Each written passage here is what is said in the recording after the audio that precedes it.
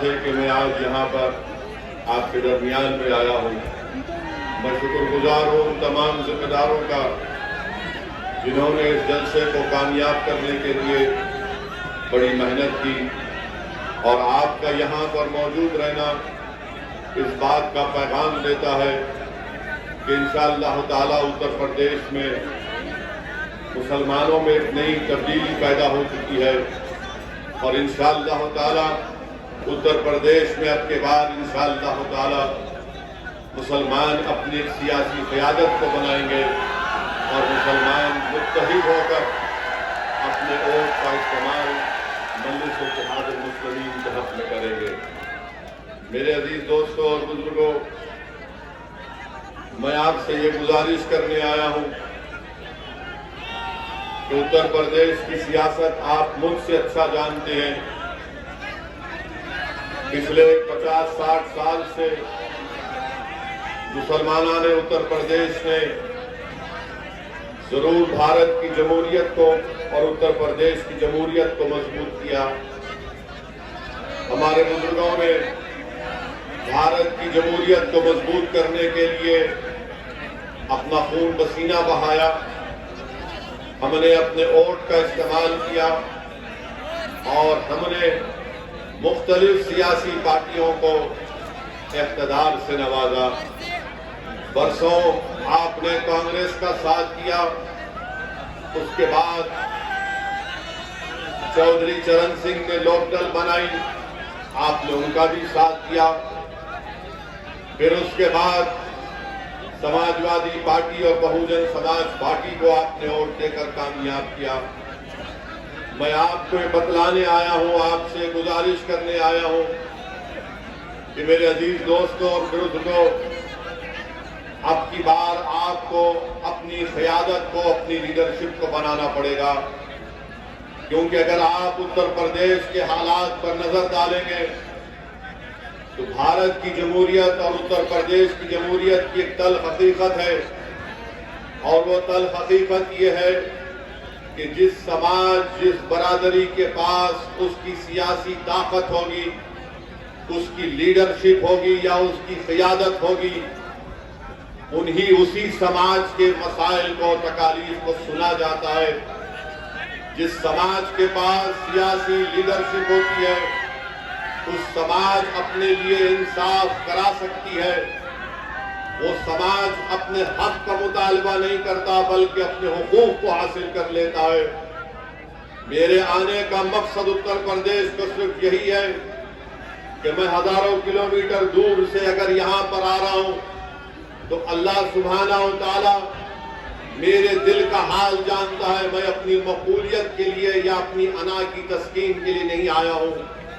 मैं यहाँ पर इसलिए आया हूँ ताकि मैं कुछ जो जिंदगी का मुख्तसर सा वक्त अल्लाह ने हम तमाम को दिया है, मैं अपनी जिंदगी के वक्त को उत्तर प्रदेश बल्कि पूरे मुल्क में मुसलमानों की सियासी क़यादत को बनाने में अपना वक्त लगा रहा हूँ।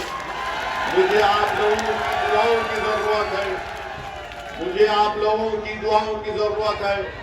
अगर कोई असदुद्दीन ओवैसी से इत्तेफाक नहीं रखता, अगर कोई असदुद्दीन ओवैसी से नफरत भी करता है, तो मैं उन नफरत करने वालों से जो मुझसे इत्तेफाक नहीं रखते, मैं उनसे भी अपील कर रहा हूं कि मैं मुसलमानों का लीडर नहीं हूं, ना मेरी कोई ख्वाहिश है मुसलमानों का लीडर बनने का।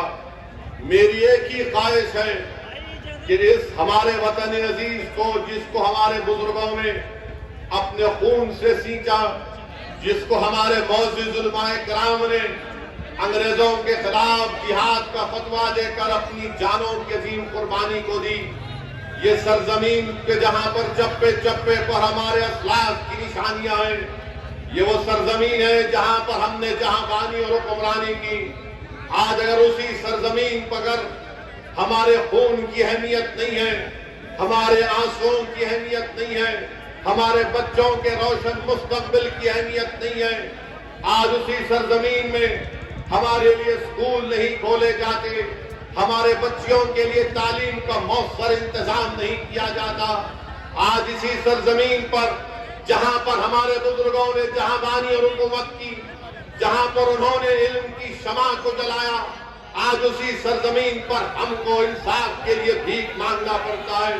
मेरे अजीज दोस्तों और बुजुर्गों, मैं उन तमाम हजरात से अपील कर रहा हूं कि मुझे मत देखो आप इन मसाइल पर नजर डालिए, और अगर ये मसाइल सच हैं, अगर ये नाइंसाफी हो रही है, तो फिर आपने अपने आप में तब्दीली पैदा करने की जरूरत है।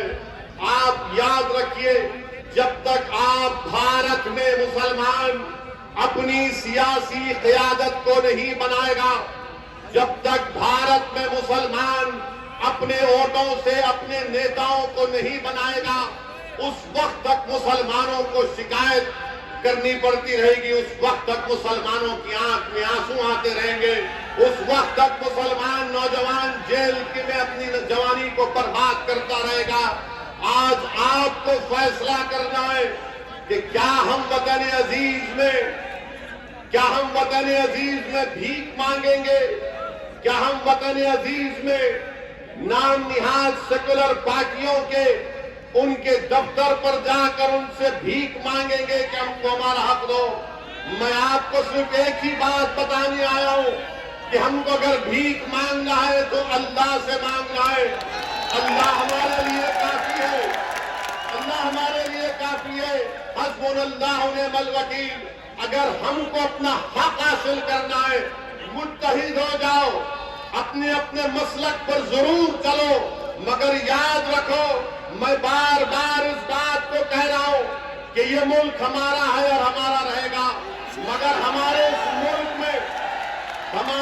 मुल्क में जो अंधेरा छा चुका है, ये रात बड़ी लंबी रहने वाली है।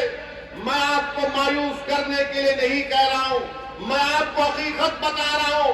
मैं आपके सामने खड़े होकर कोई सब्ज़बार नहीं दिखा रहा हूं, मैं कोई जादूगर नहीं हूं, मैं भी एक इंसान हूं जिसमें बहुत सी कमजोरियां हैं, मगर अल्लाह ने जो मुझे काबिलियत दी, जो अल्लाह ने मुझे सोचने और समझने का सलीका सिखाया, जो मैंने अपने बुजुर्गों के पैरों के पास बैठकर दीन और सियासत को सीखा, मैं उस तजुर्बे की बुनियाद पर आपके दरमियान में खड़े होकर अपने दिल में छुपे हुए गम को आपके सामने रख रहा हूं कि भारत के मुसलमानों को एक सियासी ताकत बनना पड़ेगा, तभी भारत मजबूत होगा, तभी भारत की जमहूरियत मजबूत होगी, तभी मुसलमानों से इंसाफ होगा। तो आप मुझसे इत्तेफाक नहीं रख सकते, मैं आपको सलाम करता हूं। आप मुझे पसंद नहीं करते, मैं आपकी इज्जत करता हूं। इस कौम के सामने, भारत के मुसलमानों के सामने असदुद्दीन ओवैसी की कोई अहमियत नहीं है, मगर मैं जो कुछ कह रहा हूं, जो कुछ मेरी दीवानगी अपनी जबान से आपके सामने कह रही है, इस दीवाने की चंद बातों पर गौर कर लो, इस दीवाने की चंद बातों पर गौर करो ठंडे दिल से, और अल्लाह से दुआ करो, कि परवरदिगार, अगर ये शख्स सच बोल रहा है तो हमारे दिल में मन्ने से इत्तेहादुल मुस्लिमीन की मोहब्बत पैदा कर दे। मैं खुलकर आपसे कह रहा हूं, अगर मैं सच कह रहा हूं तो आप दुआ करो अल्लाह से कि परवरदिगार, अगर ये शख्स सच कह रहा है तो हमारे दिल में उसकी मोहब्बत डाल, उस जमात को तू मजबूत कर दे, सारे मिल्लत के मुसलमानों की इसको सियासी जमात बनाकर रख दे। मेरे अजीज दोस्तों और बुजुर्गों, ये बात आपको समझना है। हमारे मुल्क को आजाद होकर 75 साल हो गए, सब बिरादरियों ने, सब हजरात ने अपनी अपनी सियासी जमात को बना लिया, अपने नेताओं को बना लिया। अगर किसी के पास उसकी वोट की अहमियत नहीं है, वो मुसलमान है। अगर किसी के पास उसका सियासी नेता नहीं है तो मुसलमान है। अगर किसी के पास उसकी सियासी लीडरशिप नहीं है तो मुसलमान है। अगर किसी के बच्चों को स्कूल नहीं है तो मुसलमान है। अगर किसी के बच्चे और बच्चियां स्कूल से बाहर है वो मुसलमान है। अगर किसी के नौजवान बच्चे ग्रेजुएट कम है वो मुसलमान है। अगर किसी को पुलिस झूठे एनकाउंटर में मारती है तो मुसलमान है। किसी को दहशतगर्दी के नाम पर बदनाम किया जाता है तो मुसलमान है। अगर किसी के दर्शगाहों को दहशतगर्द कहा जाता है तो मुसलमान है। अगर किसी को नौजवानों को जेल में डालकर उनकी जवानी को बर्बाद कर दिया जाता है तो मुसलमान है। मेरे अजीज दोस्तों और बुजुर्गों, मेरे कौम और मिल्लत के जिम्मेदारों, मौजूद उलमा इकराम, इन बातों पर आपको गौर करके एक अच्छा फैसला लेना पड़ेगा। मेरी जिंदगी का कोई भरोसा नहीं है, किसी की जिंदगी का कोई भरोसा नहीं है, मगर आपको फैसला करना है। जब आप उत्तर प्रदेश के इलेक्शन में, विधानसभा के चुनाव में वोट डालने जाएंगे तो इन चीजों पर गौर करिए, इन मुतालबात पर, इन इशूज पर, इन मसाइल पर गौर करके अपने वोट का इस्तेमाल करिए। मुझे यकीन है कि अल्लाह सुब्हानहू व तआला आपसे अच्छा फैसला लेने लगाएगा। दूसरी बात, जो मजलिस इत्तेहादुल मुस्लिमीन पर तनकीद की जाती है, क्या तनकीद की जाती है कि मजलिस को अगर वोट देंगे तो फिस्ताई ताकतें मजबूत हो जाएगी। मजलिस पर इल्जाम, अगर मजलिस को वोट देंगे तो बीजेपी जीत जाएगी, अगर मजलिस को वोट देंगे तो क्या मुसलमान कैसा रहेगा मिलकर। मैं आपको बताना चाह रहा हूं, मैं किसी मजहब के खिलाफ नहीं हूं, ना कभी था ना कभी रहूंगा इंशाअल्लाह ताला। मेरी जमात की पॉलिसी किसी मजहब के खिलाफ नहीं है। हम तो भारत एक ऐसा देश है जिसका कोई मजहब नहीं है। भारत का कोई मजहब नहीं है, ना इस्लाम है, ना हिंदुइज्म है, ना बुद्धिज्म है, ना सिखिज्म है। भारत इन तमाम मजाहिब को मानता है। भारत की खूबसूरती है जब भारत का संविधान ये कहता है कि मुल्क का कोई मजहब नहीं है, तो क्यों नहीं हम मिलकर रह सकते।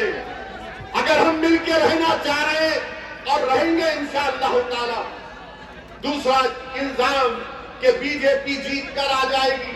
मेरे अजीज दोस्तों और बुजुर्गों, आप बताइए, उत्तर प्रदेश में 2014 के लोकसभा के इंतखाबात हुए, मजलिस नहीं लड़ी तो फिर बीजेपी कैसे जीत गई। 2017 में असेंबली के इंतखाबात हुए, मजलिस 25-27 सीट लड़ी और बीजेपी 300 उनके रुकने असेंबली कामयाब हुए। कौन जिम्मेदार।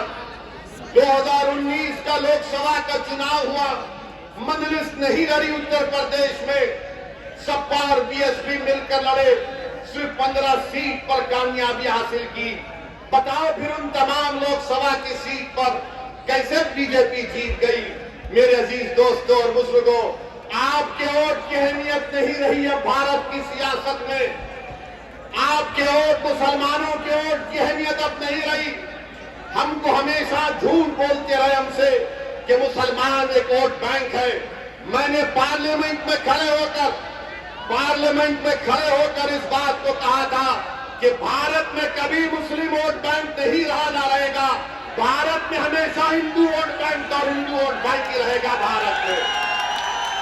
अगर कोई कहेगा कि कैसे तुम इस बात को कह रहे हो, भाई मीडिया को डिस्टर्ब मत करिए, आराम से बैठिए, आराम से ठहरिए, आराम से नीचे बैठ जाओ। मैं आपसे अर्ज कर रहा था कि वोट बैंक की सियासत, वोट बैंक की सियासत, ये हमेशा कहा जाता है मुस्लिम वोट। अरे कहाँ मुस्लिम वोट है। अगर मुस्लिम वोट होता है तो भारत की पार्लियामेंट में 23-24 एमपी सिर्फ क्यों जीत कर आते।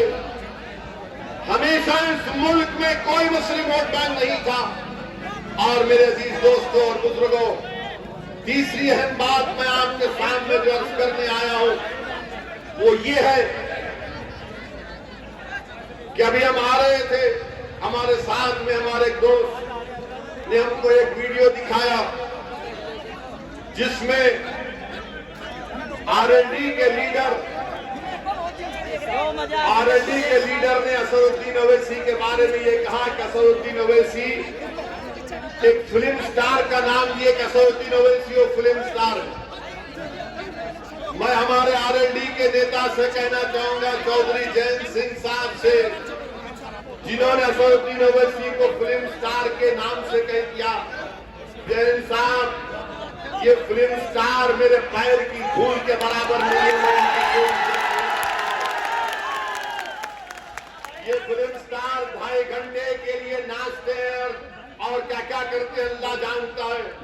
मगर जयंत चौधरी याद रखो, असदुद्दीन ओवैसी वो काम उत्तर प्रदेश और भारत में करेगा जो काम चौधरी चरण सिंह ने जाटों के लिए किया था।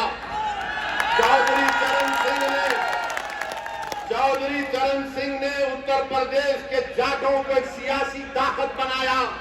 मैं तुमसे वादा करता हूं इंशाअल्लाह ताला, अल्लाह मुझे जब तक जिंदा रखेगा, मैं उत्तर प्रदेश और भारत के मुसलमानों को एक सियासी क़ियादत बनाकर इंशाअल्लाह, ये हमारा मकसद है, ये हमारा मकसद है। और लोग क्या समझते हैं कि असदुद्दीन ओवैसी के भाषण को सुनने लोग आते हैं और वो भाषण को सुनकर वोट में तब्दील नहीं होता।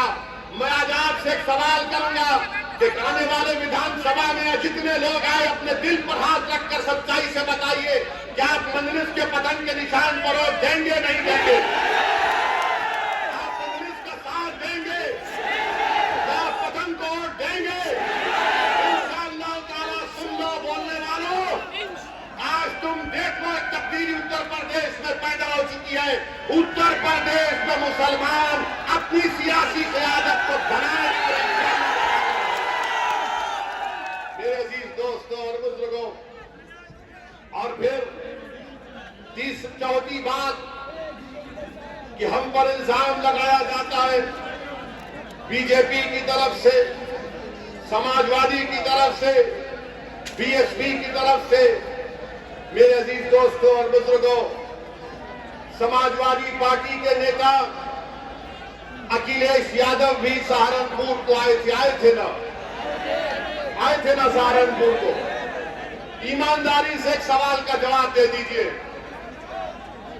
क्या अखिलेश यादव के मंच पर, डाइस पर आपने कोई मुस्लिम नेता को देखा? क्या आपने अखिलेश यादव के मंच पर कोई मुस्लिम नेता को देखा सहारनपुर में? मैं बता रहा हूं मुस्लिम नेता कहां पर बैठे थे। मेरे पास फोटो है मुस्लिम नेता, उनकी मैं डालना नहीं चाहता। वो मुस्लिम नेता किसी दूर एक खेत में दरी बिछाकर बैठे थे। समाजवादी पार्टी के सरबराह अखिलेश यादव सहारनपुर को आते और उनके मंच पर मुसलमान नहीं बैठता, उनका नेता किसी दूर खेत में एक पेड़ के साए में दरी बिछाकर फलियां खाकर बैठा था कि नेताजी जब भैया जी जाएंगे हाईवे पे गाड़ी रोक कर नमस्ते कर लेंगे। आप बताइए, जो अपने मंच पर मुसलमानों को नहीं बिठाता, तो अब कल समाजवादी पार्टी के लोग बोलेंगे नहीं नहीं, कल आजमगढ़ में अखिलेश यादव ने मुस्लिम नेता को बिठाया था। तो हाँ बिठाया था, 80 साल का एक एमएलए आजमगढ़ का किस पर बिठाया? मंच पर, स्टूल के ऊपर बिठाया, स्टूल के ऊपर बिठाया तुमने और सबको सोफे के ऊपर बिठाया। मेरे जहां पर तुमको मंच पर जगह नहीं है बैठने की, और अगर बैठने की जगह है तो स्टूल पर बिठाया जाता। मैं उन मुस्लिम कायदीन से कहूंगा कि छोड़ो समाजवादी पार्टी को, तुम असदुद्दीन ओवैसी के कंधे पर बैठ जाओ। मैं तुमको तुम मेरे कंधे पर खड़े हो जाओ, तुम मेरे बाजुओं पर खड़े हो जाओ, तुम पर मेरी जिंदगी कुर्बान, अगर मेरी लाश भी तुमको फायदा हो। मगर एक सियासी ताकत बनो, एक सियासी कुव्वत बनो। याद रखो अजीजान मिल्लत, मैं उत्तर प्रदेश के मुसलमानों से भीख मांग रहा हूं। 60 साल हो गए मेरे अजीज दोस्तों। एक तब्दीली पैदा करना पड़ेगा आपको, एक तब्दीली पैदा करना पड़ेगा आपको।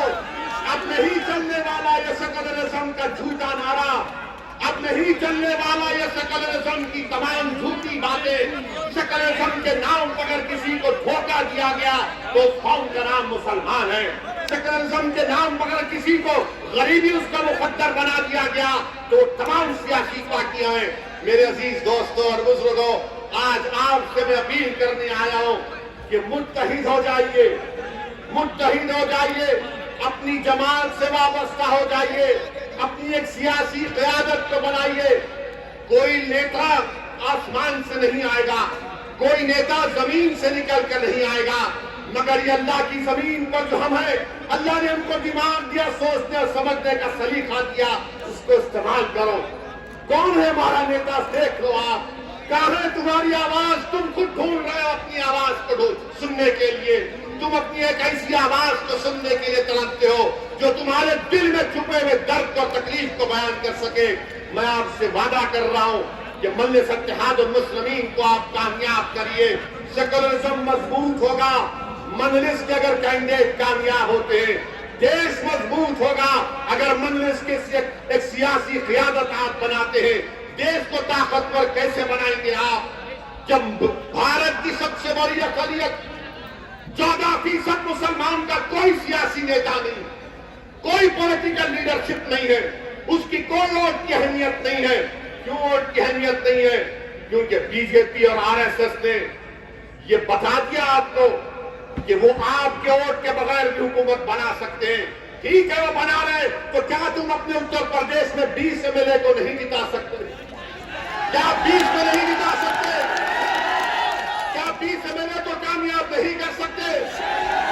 जब 300 एमएलए बीजेपी के जीतते हैं, तो क्या उत्तर प्रदेश के मुसलमान खालिस अपने वोट से 20 एमएलए को कामयाब क्यों नहीं कर सकते? कर सकते हैं। सिर्फ हौसले की जरूरत है, एतमाद की जरूरत है, बहादुरी की जरूरत है, और बेखौफ होकर अपने वोट का इस्तेमाल करो। जब तुम्हारी क़यादत बनेगी तो तुम्हारा हक उस पर पहुंचेगा, वो दौड़ता हुआ तुम्हारे दरमियान में आकर खड़ा हो जाएगा। मगर अगर आप किसी और पार्टी के एमएलए को वोट देंगे तो वो उस पार्टी का मोहताज रहेगा, वो उस पार्टी जो कहेगी उस पर अमल करना पड़ेगा। मैं आपसे वादा कर रहा हूं कि मजलिस के विधायक एमएलए जब जीतेंगे उन पर कोई रोक टोक नहीं होगा। पूरी तरह उनसे कहा जाएगा कि बेबाक होकर मजलूमों की आवाज उठाओ, बेबाक होकर इंसाफ का मुतालबा करो, बेबाक होकर जालिम से पंजा आजमाई करो। डरो मत, जिंदगी एक ही बार अल्लाह देता है, जिंदगी का सही इस्तेमाल करो। जब तुम और हम कब्र में जाओगे तो तिश्नगी नहीं रहना कि काश मैं मुसलमानों के लिए कुछ ऐसा कर लेता। मैं तुमसे कह रहा हूं, उस तिश्नगी को मिटा दो और मजलिस का साथ दो। आप देखोगे कि तब्दीली पैदा होगी इंशाअल्लाह। मेरे अजीज दोस्तों और बुजुर्गों, हम पर इल्जाम लगाने वालों पर मैं एक ही बात उनसे कहूंगा कि मजलिस पर इल्जाम आप लगाते हैं। मैं मुसलमानों के इंसाफ की बात करता हूं। मेरे दोस्त, मेरे गयूर कौम के नौजवानों, आप बताइए कि गोरखपुर में एक गुप्ता साहब का पुलिस कस्टडी में उनको मार मार कर कत्ल कर दिया जाता है। हमने भी उसकी मजम्मत की। और उत्तर प्रदेश के योगी बाबा ने क्या किया?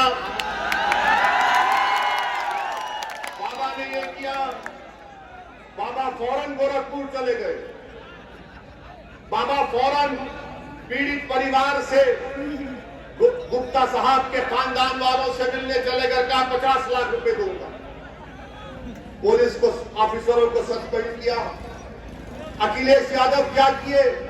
वो भी गुप्ता परिवार के पास चले गए और 21 लाख रुपए का चेक दिया। यहां आपको बताने इसलिए रहा हूं कि देखो ये नाइंसाफी। इंसान जब मरता है तो इंसान होता है, मौत तो इंसान की हुई है। जालिम ने एक इंसान की जान ले ली, मगर उसका नाम अगर गुप्ता होगा तो उसकी जान की अहमियत है। जिसका नाम फैसल होगा, जो उन्नाव में तरकारी बेचता था, 18 साल का बच्चा। नहीं है, मैं जालियों के लिए नहीं कह रहा हूं, सुनने के लिए कह रहा हूं। अगर तुम्हारे दिलों में धड़क दड़ाती रहे तो उस बच्चे के लिए आंख में आंसू लाओ। उसके पुलिस कस्टडी में मार दिया गया। तरकारी बेचता था गरीब बच्चा, मगर कोई उसके पास नहीं गया, कोई उसके पास नहीं गया। क्यों? उसका नाम फैसल था और वो मुसलमान था। कोई 50 लाख का वादा नहीं, कोई 21 लाख का चेक नहीं, कोई पुलिस वाले को सस्पेंशन नहीं। क्यों? क्योंकि गुप्ता के वोट की अहमियत है, तुम्हारे वोट की कोई अहमियत नहीं है। तुम्हारी जान की अहमियत नहीं है, तुम्हारे आंसुओं की अहमियत नहीं है, और तुम ये समझ रहे हो कि तुम बादशाहगर हो। नहीं हो तुम बादशाहगर उस वक्त हो गए जब 19% एक शीशा पिलाई हुई दीवार की तरह मुत्तैद हो जाओगे। तो अगर तुम्हारे बच्चे के सर के बाल पर आ जाएगी तो वो लड़ेंगे, तुम्हारी खौफ से, तुम्हारे इत्तेहाद के खौफ से परेशान होंगे। मेरे अजीज दोस्तों और बुजुर्गों, ये मिसाल आपके सामने, आप बताइए क्या क्या नहीं हो रहा है। ये वेस्टर्न यूपी है, कई एनकाउंटर में मुसलमानों को पुलिस ने गोली मार दिया। एक मशहूर जर्नलिस्ट है जिसका नाम मोहतरमा नेहा दीक्षित है। कोई कहेगा कि ओवैसी झूठ बोल रहा है, जाओ वो जर्नलिस्ट की रिपोर्ट पढ़ लो, जिसने कहा कि सबसे ज्यादा मारने वालों को एनकाउंटर में मुसलमान थे, जेल में घुसकर गोली मार दी गई। आप बताओ फिर कौन से आप सेकुलरिज्म की बात कर रहे, कौन से आपके वोट बैंक की आप बात कर रहे हैं? उठो उत्तर प्रदेश के मुसलमानों, ये वक्त काबे गफलत सोचने का है। अपने दिमागों से उन जालों को निकालो जो तुम ये समझ रहे हो कि हालात सब सही है। नहीं है, हालात सब सही नहीं है। हालात उस वक्त सही होंगे जब आप एक करवट लेंगे। जिस तरह इस सरजमीन पर हमारे बुजुर्गों ने बातिल ताकतों और तूफानों के सामने क्षमा को रोशन किया था, आज उस क्षमा की रोशनी पूरे आलम में फैल चुकी। क्या तुम एक सियासी क्षमा को नहीं रोशन करोगे अपने इत्तेहाद की ताकत पर? क्या तुम एक क्षमा को नहीं रोशन करोगे ताकि तुम्हारे आने वाले नस्लों का मुस्तकबिल अच्छा हो सके? मैं तुमसे सिर्फ यही बोलने आया हूं, यही कहने आया हूं। अगर किसी को मेरी बात खराब लगती है तो मैं कुछ नहीं कर सकता, मैं ऐसा ही हूं, मेरी जबान ऐसी है, मगर सच्चाई का बयान कर रहा हूं। मेरे अजीज दोस्तों और बुजुर्गों, कौम और मिल्लत के जिम्मेदारों, मुअज़्ज़िज़ उलमाए किराम, असदुद्दीन ओवैसी सिर्फ यही आपसे गुजारिश करने आया है कि मैं यहां पर अपने लिए नहीं आया हूं, उतनी दूर से नहीं आया हूं। हम पर इल्जाम लगाए जाते, मुझे उसकी कोई परवाह नहीं। इल्जाम लगते रहेंगे, इसकी मुझे कोई परवाह नहीं है। तारीख गवाह है, अगर कोई सीरतुन नबी की किताब को पढ़ेगा तो इल्जामात भी है। मक्के की सरजमीन पर जिसमें मुबारक पर ऊंट की उजड़ी भी डाली गई, ताइफ का सफर भी है, ओहद का मैदान भी है, और उसके बाद फतेह मक्का भी है, और होगा इंशाअल्लाह। मेरे अजीज दोस्तों और बुजुर्गों, अपने हिम्मत और हौसले को बुलंद रखिए, अपने हिम्मत और हौसले को बुलंद रखिए, और अपने इन दो बाजुओं पर भरोसा रखिए, और अपने कुव्वत पर, अपने फैसलों पर पूरा एतमाद रखिए। जब आप अपने फैसलों पर पूरा एतमाद करके फैसला लेंगे, यकीनन तब्दीली पैदा होगी। अगर आप डर डर कर जिंदगी गुजारेंगे तो कहां फैसला ले सकते? यही सहारनपुर में किनकी गांव में मौलाना महमूद मदनी साहब ने एक यूथ क्लब बनाने का प्रोग्राम बनाया, और भारत स्काउट्स एंड गाइड्स का नौजवानों के लिए वहां का बीजेपी का एमएलए काम को रुकवा देता है। कोई मदरसा नहीं बन रहा था, कोई मस्जिद नहीं बन रही थी, और ये काम हो रहा था तो उस काम को रुका दिया। आप बताइए फिर क्या है? कौन सी दुनिया में हम रह रहे? उठिए, एक तब्दीली पैदा करिए। और फिर मेरे अजीज दोस्तों और बुजुर्गों, समाजवादी पार्टी को आपने 14 में वोट दिया, बीजेपी को शिकस्त नहीं दे सके। 17 में वोट दिया, बीजेपी को रोक नहीं सके। 19 में वोट दिया, आपने रोक नहीं सके। अब आप बताइए, क्या ये हमारी जिम्मेदारी है? क्या ये हमारी जिम्मेदारी है? क्या इतने बड़ी तादाद में 300 बीजेपी के एमपी जीत रहे हैं? मैं जिम्मेदारी के साथ कह रहा हूं कि भारत के मुसलमानों ने, सिर्फ 6% मुसलमानों ने 14 में और 19 में बीजेपी को वोट दिया। और 94% ने बीजेपी के खिलाफ वोट दिया, तो भारत के मुसलमानों को समझना पड़ेगा कि अपने वोट की अहमियत को समझो, अपने वोट की अहमियत को समझो। अगर तुम अपना वोट अपनी पार्टी के लिए इस्तेमाल करोगे, अगर तुम अपना वोट अपनी पार्टी के लिए इस्तेमाल करोगे, तो ये तमाम नाम निहाद सेकुलर पार्टी जो मुसलमानों को अपना गुलाम और कैदी समझते हैं, इनके दिमाग जो आसमानों पर है, जमीन पर आकर तुम्हारे पैर पर गिरकर भीख मांगेंगे। मगर ये ढंग से है, ये तमाम कांग्रेस, ये समाजवादी क्या कहते हैं, कहां जाएगा मुसलमान, कहां जाएगा मुसलमान। तंज के तौर पर कहते थे मुझे, जब मैं पहली मरतबा एमपी बनकर गया 2004 में, ये तमाम पार्टी के लोग कहते थे, जब मैंने महाराष्ट्र से अपने सियासी सफर का आगाज किया, नांदेड़ की सरजमीन पर कामयाबी मिली, तो ये तंज करते थे, वैसी मुसलमान के पास कोई विकल्प नहीं है सिवाय हमारे, और तुम नहीं जानते मुसलमान सिर्फ हमको ही वोट देता है। अगर मुसलमान को बीजेपी को रोकना है तो हमको वोट देगा, वो हमको छोड़कर नहीं जाएगा। किसी ने कहा कि असदुद्दीन ओवैसी, हमने मुसलमानों के दिमागों पर कब्जा करके रख लिया। किसी ने कहा कि हमने मुसलमानों के दिलों में खौफ को पैदा कर दिया। किसी ने कहा कि हमने मुसलमानों को जिंदा लाश बनाकर रख दिया कि वो अपने हक के लिए फैसला नहीं लेगा जब तक कि हमसे ना पूछ ले, क्योंकि हम उसके सियासी आका हैं। मैं आज से कहने वाला हूं कि हमारा कोई सियासी आका नहीं है, हमारा कोई हकीकी में आका है तो मोहम्मद सल्लल्लाहु अलैहि वसल्लम। अगर हम किसी के गुलाम हैं तो नबी पाक सल्लल्लाहु अलैहि वसल्लम के गुलाम हैं। अगर हम किसी के वास्ते दिल में मोहब्बत रखना है तो रहमतुल आलमीन के लिए मोहब्बत रखना है। किसी से डरना है तो रब्बे कायनात से डरना है, इन दो टाइम के जानवरों से, इन इख्तियार की कुर्सियों पर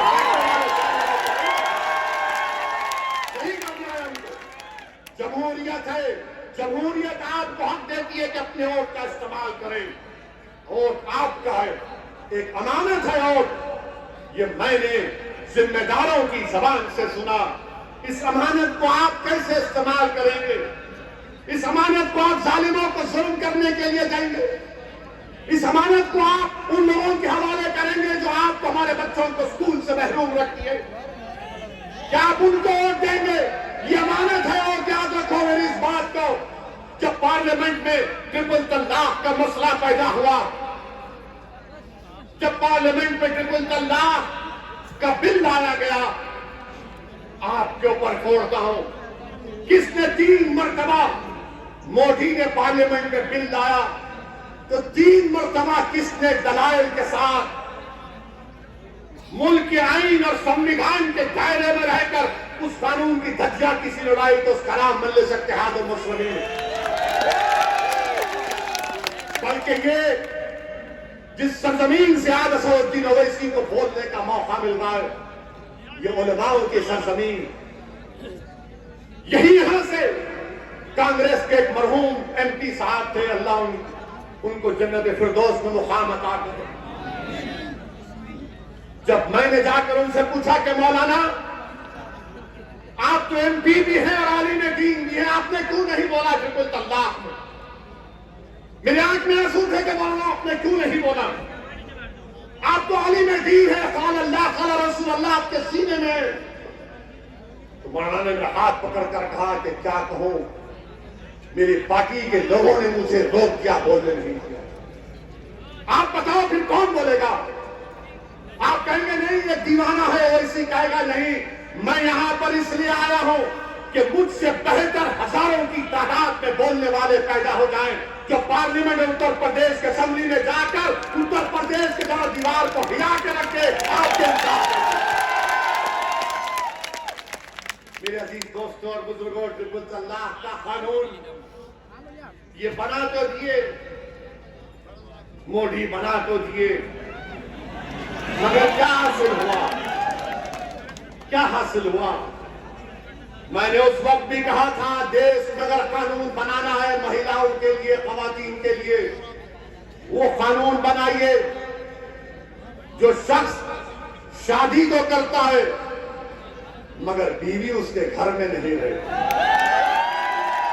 जो शख्स शादी तो करता है मगर बीवी को भगा देता है। मैंने पार्लियामेंट में उठकर कहा था कि तुम आज ये जो गलत काला कानून बना रहे हो, जो हमारी शरीयत में मदाखलत कर रहे हो, देखना मुल्क में लोग अपनी बीवियों को, अपनी पत्नियों को घरों से मार कर निकाल देंगे, उनका हक नहीं देंगे। तो तमाम लोगों ने मुझ पर हंसा, आज वही दुनिया देख रही। शादीशुदा है मगर बीवी घर में नहीं है।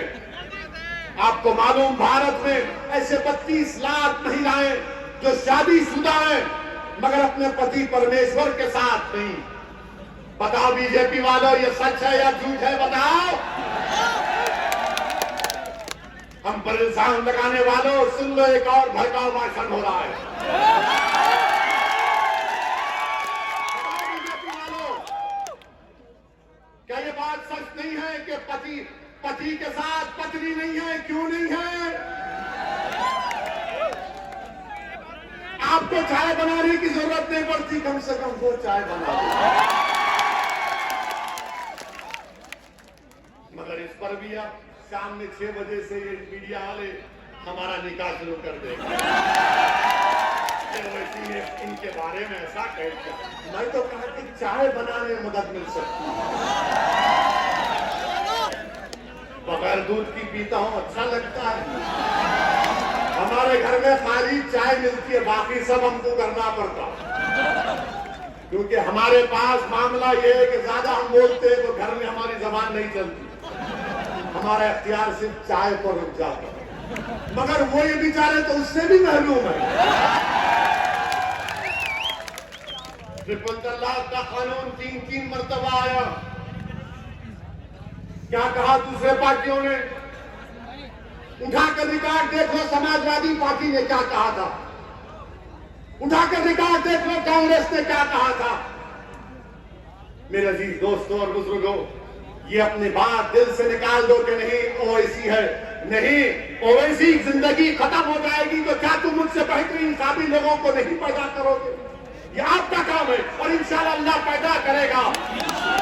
आप नहीं करेंगे तो अल्लाह पैदा करेगा। मुझे यकीन अल्लाह की जात पर इंशाअल्लाह। अल्लाह इस कौम को कभी महरूम नहीं रखेगा। अल्लाह मुझसे ज्यादा काबिल लोगों को पैदा करेगा। हमको अल्लाह की जरूरत है, अल्लाह को हमारी जरूरत नहीं। हमको अल्लाह की जरूरत है, हम अल्लाह से भीख मांगते हैं। मेरे अजीज दोस्तों और बुजुर्गों, फिर CAA का कानून आया। CAA का कानून आया। किसने उस कानून के खिलाफ उस कानून को काला कानून कहा? पार्लियामेंट गवाह है, दुनिया गवाह है कि अल्लाह सुब्हानहू व तआला ने मजलिस इत्तेहाद अल मुस्लिमीन को ये एजाज बख्शा। ये अल्लाह का करम है कि अल्लाह ने मेरे दिल में इस बात को डाला कि मैंने बीजेपी के 300 MPओं के सामने, अमित शाह के सामने खड़े होकर कहा कि गांधी ने उस वक्त के सफेद फार्म साउथ अफ्रीका के कानून के खिलाफ उसको फाड़ दिया था। आज ओवैसी तुम्हारे इस कानून को। ये समाजवादी ने क्या किया?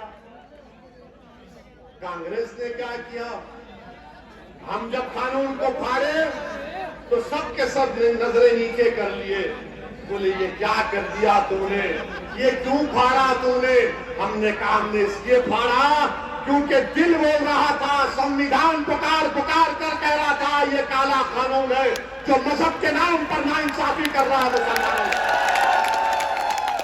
आप कुछ नहीं बोलेंगे मगर वोट का वक्त, इलेक्शन आएगा तो बोलेंगे वोट हमको दे दो। आप कहेंगे कि अखिलेश ओवैसी तो कानून को फाड़ा, तो अखिलेश बोलेंगे वो हो गया मगर नेता हम हैं तुम्हारे, तुम्हारा काम हमको वोट देना है। आप पूछेंगे अखिलेश, समाजवादी, कांग्रेस, UPSP, जब ट्रिपल तलाक का कानून आया तो बोलेंगे हाँ वो मुसलमान है, वही तो बोल सकता, हम काहे बोलेंगे? मगर जब हमारा वोट आएगा तो हमको लेंगे ना वोट हमसे, उस वक्त कुछ नहीं कहेंगे। और फिर ये समाजवादी पार्टी, मैं पूछना चाह रहा हूं अखिलेश यादव से, जब CAA का कानून पार्लियामेंट में आया तो क्या शिवसेना ने नरेंद्र मोदी हुकूमत का साथ नहीं दिया CAA कानून में? और यही समाजवादी पार्टी महाराष्ट्र में अखिलेश यादव उद्धव ठाकरे की हुकूमत का साथ दे रहे हैं। बताओ समाजवादी पार्टी में बैठने वालों, क्या मैं सच कह रहा हूं या झूठ कह रहा हूं? क्या महाराष्ट्र में शिवसेना उद्धव ठाकरे की हुकूमत को तुम्हारी पार्टी ने साथ नहीं दिया? CAA के कानून में जो भारत के मुसलमानों को स्टेटलेस बनाना चाहते थे, आपने उनकी तारीफ की। मेरे अजीज दोस्तों और बुजुर्गों, ये अमित शाह का लाया हुआ काला कानून, ये मोदी की हुकूमत का लाया हुआ काला कानून, मैं सलाम करता हूं भारत के मुसलमानों को। मैं सलाम करता हूं उत्तर प्रदेश, सहारनपुर और तमाम भारत के इलाकों के मुसलमानों को, और खास तौर से हमारी बहादुर माओ और बहनों को जिन्होंने CAA कानून के खिलाफ एहतजाज किया, रोड पर निकल कर आ गए, शाहीन बाग बनाया। मैं सलाम करता हूं आपको। और योगी, अमित शाह और मोदी को कह रहा हूं, दोबारा NPR NRC की बात होगी तो फिर हम निकल कर आएंगे इंशाअल्लाह। मगर ये लोग क्या कर रहे हैं देखिए आप। अमित शाह उत्तराखंड में कल तकरीर किए, देश का होम मिनिस्टर है, वजीर दाखिला है, उत्तराखंड में जाकर अमित शाह अनाप शनाप बकते और कहते हैं कि मुसलमान रोड पर जुम्मे की नमाज पढ़ते हैं, रोड पर पढ़ते हैं और ट्रैफिक को रोक देते हैं। अमित शाह साहब, अगर हम जबान खोलेंगे ना तो बहुत सी बातें बता सकते हैं आपको। रोड पर क्या क्या होता है, रोड पर क्या क्या होता है बता सकते हैं, मगर आपको तकलीफ क्यों? अगर नमाज 10 मिनट के लिए पढ़ी जा रही है तो आपके पेट में दर्द क्यों हो रहा है? और अगर भारत में जुमे के दिन अगर किसी मुसलमान को नुकसान होगा अमित शाह, तो आप जिम्मेदार होंगे, क्योंकि आपने तकरीर करके अपने उन गुलामों को हुक्म दिया है कि जुमे की नमाज में मुसलमान ऐसा करता है। आपकी जिम्मेदारी होगी अगर जुमे के दिन किसी मुसलमान का बाल टूटना चाहिए। इस तरह का बयान एक होम मिनिस्टर देता है। एक हकीर उत्तराखंड के इलेक्शन को जीतने के लिए इतनी नफरत क्यों रखते हैं मुसलमानों से बीजेपी वालों? आप तो संविधान पर वोट लिए ना, आप तो संविधान पर हल्फ लिए जिसको बाबा साहेब अम्बेडकर ने बनाया, और उस संविधान में सबको बराबरी का मौका दिया गया। Right to equality fundamental right है। मगर अमित शाह नफरत की बात कर रहे हैं। मेरे अजीज दोस्तों और बुजुर्गों, यही अमित शाह और योगी मोदी की हुकूमत ने UAPA का कानून लाए। क्या इस कानून में समाजवादी ने वोट नहीं दिया? क्या कांग्रेस ने साथ नहीं दिया? मैं खड़ा हुआ, इम्तियाज जलील खड़े हुए, हमने इस कानून के खिलाफ वोट दिया। कांग्रेसियों से कहा कि शर्म करो, तुम धूप मरो। मैंने पार्लियामेंट में कहा, कांग्रेसियों की तरफ हाथ बताकर कहा कि मेरी अल्लाह से दुआ है कि तुम्हारे बड़े बड़े कायदीन जेल को जाए और 5-5 साल जेल में सड़े, तब तुमको मालूम होगा मुसलमान की तकलीफ क्या है। UAPA का कानून कांग्रेस ने तारीफ कर दी। समाजवादी पार्टी क्या मौकफ है आपका बताओ मेरे अजीज दोस्तों और बुजुर्गों। और फिर मोदी हुकूमत अब NPR NRC की तैयारी कर रही है। ये जो कानून है पैदाइश का और मौत का, उसमें तब्दीली ला रही है। 1969 का जो कानून है registration of birth and death का, मोदी NPR NRC इस तरीके से लाना चाह रहे हैं कि ये जो अगर कोई पैदा होता है या किसी की मौत होती है, वो रियासती हुकूमत की जिम्मेदारी है उसका रजिस्ट्रेशन करना।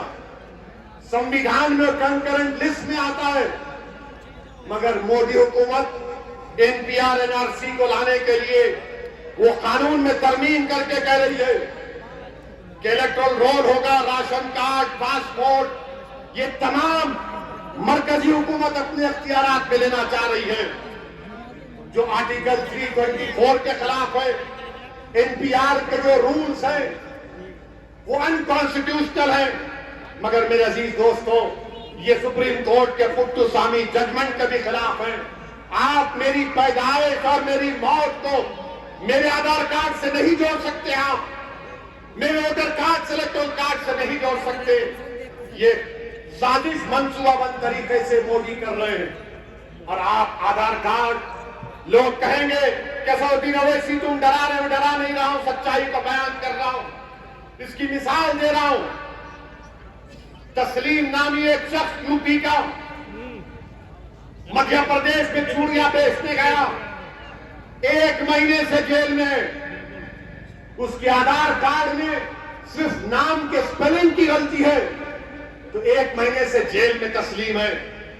याद रखिए, एनपीआर होगा तो एनआरसी हो जाएगा, और जब एनपीआर होगा तो सहारनपुर के तहसील ऑफिस पर नाम लगाया जाएगा सऊद्दीन ओवैसी का, और तहसीलदार नाम देखेगा सच तो कहेगा तू प्रूफ कर दे कि तू भारत का शहरी है। और भारत के शहरी के लिए प्रूफ करने के लिए मुझे अपने माँ बाप की पैदाइश को बताना पड़ेगा, उनका डेट ऑफ बर्थ और बर्थ सर्टिफिकेट लाना पड़ेगा। अगर मैं वो कर भी देता हूं, उसके बाद तहसीलदार एक और लिस्ट लगाएगा तो ये पूरे संघ परिवार के लोग जाकर कहेंगे नहीं, हमको फिर ऑब्जेक्शन है असद के नाम पर, फिर हमसे पूछताछ शुरू हो जाएगी। याद रखिए, मैं आपको मुतनब्बे कर रहा हूं, इसको रोकना है। और कोई पार्टी इसकी बात नहीं कर रही है, ना कांग्रेस, ना समाजवादी, ना बीएसपी, ना आरएलडी, क्योंकि हम जानते हैं ना कि अगर किसी के घर के सामने आकर कोई नारा लगाता था कि मुसलमान कब्रिस्तान या पाकिस्तान, तो मेरा घर था, तुम्हारा घर नहीं था। मेरे घर के सामने आकर नारे लगाए जाते, मुझे आज भी गालियां दी जाती। क्रिकेट मैच हारते तो एक मुसलमान को पर इल्जाम लगा दिया जाता।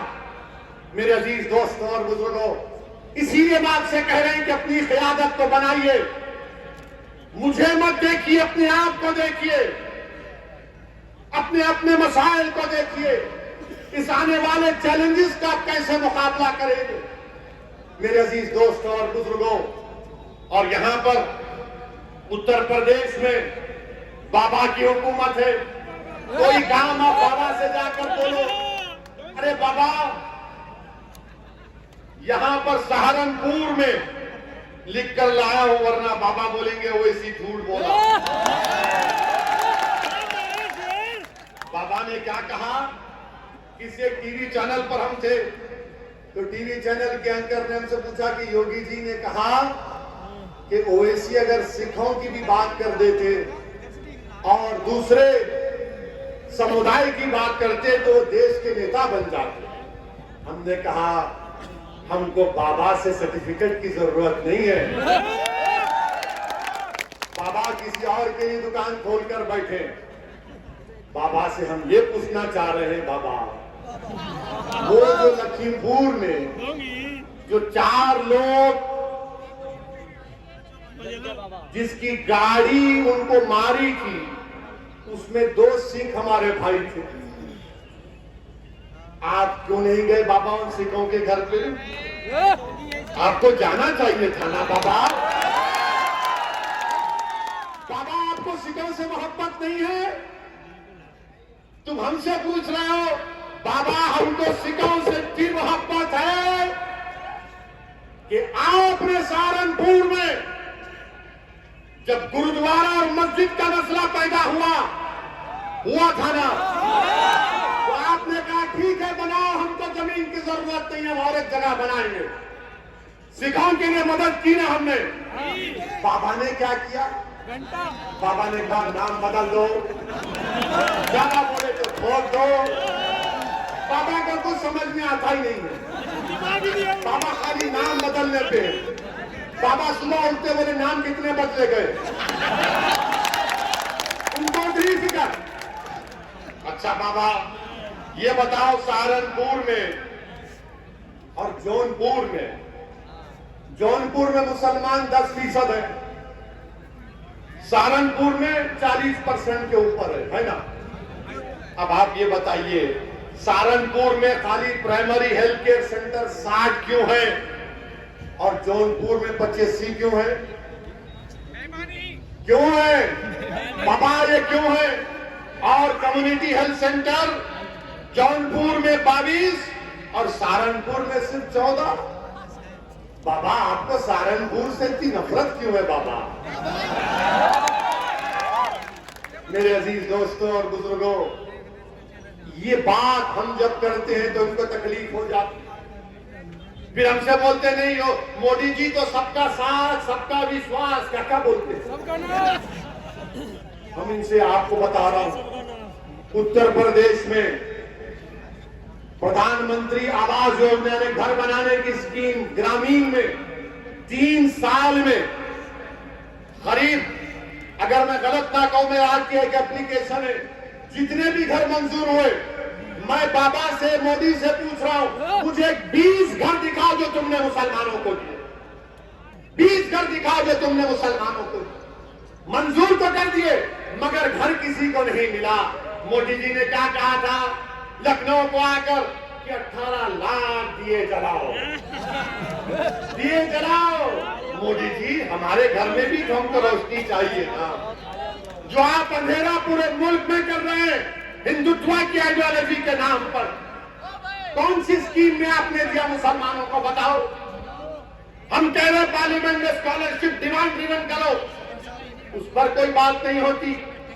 मेरे अजीज दोस्तों और बुजुर्गों, एक लंबी फहरिस्त है नाइंसाफियों की। मेरी आपसे सिर्फ यही गुजारिश है कि मुत्तहिद रहिए, अपनी जमात से वाबस्ता रहिए और अपने हौसलों को बुलंद रखिए। हाँ, योगी आदित्यनाथ सब पर देशद्रोही का मुकदमा लगा देते नहीं, वो क्यों पटाखे फोड़ा, वो क्यों खुशी मनाया? अरे बाबा, देशद्रोही का मुकदमा उसी वक्त लग सकता है जब तशद्दुद होता है। और ये यूपी की हुकूमत मुजफ्फरनगर के फसादात में आजादी के बाद 50,000 मुसलमान अपने घर बार को छोड़ दिए, जिन पर मुकदमे आयद हुए साथियों के ऊपर 1000 मुकदमे कोर्ट में खत्म हो गए। अखिलेश यादव की सरकार थी जब हम कैंपों में सर्दी में कर रहे थे तो अखिलेश यादव सैफई में बंबई से फिल्म स्टारों को बुलाकर नाच गाना देख रहे थे। जब हमको ओढ़ने के लिए रजाई नहीं मिल रही थी तो अखिलेश यादव की सरकार ने बुलडोजर लगा दिए। अब बाबा ने कहा कि जब अखिलेश ने ऐसा किया तो मैं उससे बढ़कर करूंगा, और 70 से ज्यादा मुकदमे योगी आदित्यनाथ की सरकार ने बीजेपी के कायदीन से निकाल दिए, के ऊपर से डाल। मेरे अजीज दोस्तों और बुजुर्गों, यही जनगुजारिशात मैंने अखलास के साथ आपके सामने रखा है। मैं आपसे गुजारिश भी करूंगा कि मौलाना करीम सिद्दीकी साहब के लिए भी दुआ करें। मौलाना करीम सिद्दीकी साहब के लिए भी दुआ करें। ये नहीं बोलेंगे अखिलेश, नहीं बोलेंगे कांग्रेस, नहीं बोलेंगे, नहीं बोल सकते। लफ्ज मौलाना जहां आता है बोलते नहीं नहीं, हमारा हम मौलाना है, वो क्या मौलाना है, हमारे अब्बा मौलाना है बोले, मगर झूठे केस में उनको डाल दिया गया। इंशाअल्लाह ताला अल्लाह इंसाफ करेगा, अल्लाह इन जालिमों को जलील और रुस्वा करेगा इंशाअल्लाह। मेरे अजीज दोस्तों और बुजुर्गों, हम हुकूमत से भी मुतालिबा करते हैं कि पूरे देश के यूनिवर्सिटियों को खोल दिया। अरे जलसे हो रहे हैं, अलीगढ़ मुस्लिम यूनिवर्सिटी हो, दिल्ली हो, जेएनयू हो, खोलिए।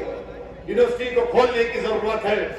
मेरे अजीज दोस्तों और बुजुर्गों, मजलिस को मजबूत करिए, जो मजलिस का उम्मीदवार होगा उसके लिए दुआ करिए और अपनी क़यादत को बनाइए।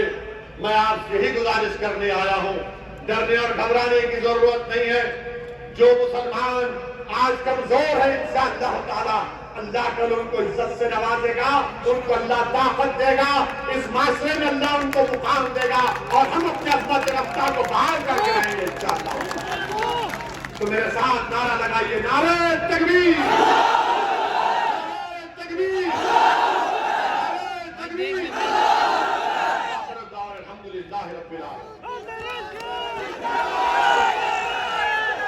चैनल को लाइक शेयर एंड सब्सक्राइब करें और बेल आइकन दबाना ना भूलें।